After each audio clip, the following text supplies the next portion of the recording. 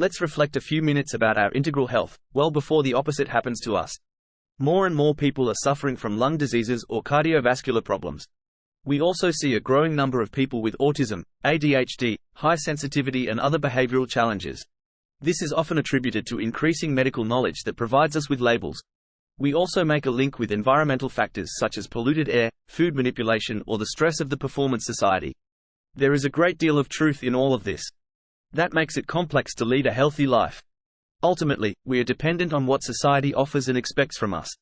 The AiREAS community, that works on regional integral health, did recent research which shows that this is only partly true. Now take the effects of air pollution.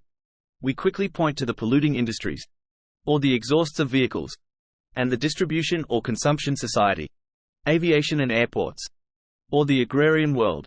That's all true. Nevertheless, the AiREAS Citizens Initiative wanted to have a closer look at our daily exposure to air pollution. We invited several people to walk with a backpack full of measuring equipment for 24 hours, for several days. This backpack full of technology was taken home, to work, to the pub or restaurant, to the gym, running, you name it. Yes, even to bed. It became a silent witness to our daily activities, followed by a GPS tracker, looking at our regular behavior in the city. And guess what?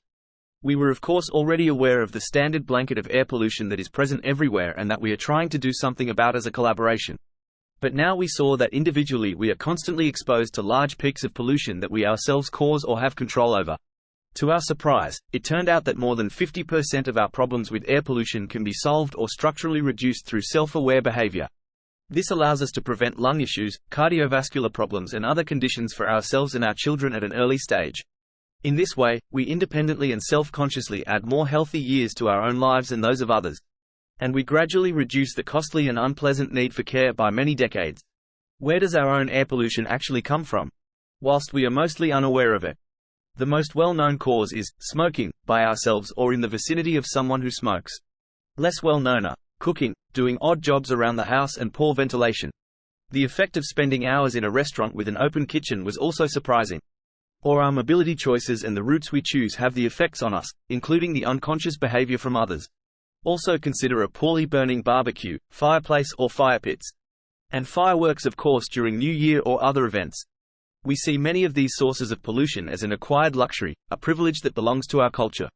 We are used to only experiencing our health as a problem when we start to feel ill or notice that people around us develop unpleasant health issues. The genetic and otherwise transmissible nature of health and unhealthiness was mostly unknown to us. How then do we find the balance between our health and our culture in this complex reality? That is a modern challenge in which it is especially important to realize that we appear to have the vast majority of these choices in our own hands. Prevention turns out to be so much better than trying to cure ourselves. It also appears to be essential for our sustainable existence in the long term. This requires a new form of society, in which health is the guiding principle, not just money. We call this a sustainocracy, in which we all together take responsibility for integral health as an essential value of our existence. Ultimately, we can confidently develop an integrally healthy lifestyle as our newly defined level of personal and collective wealth.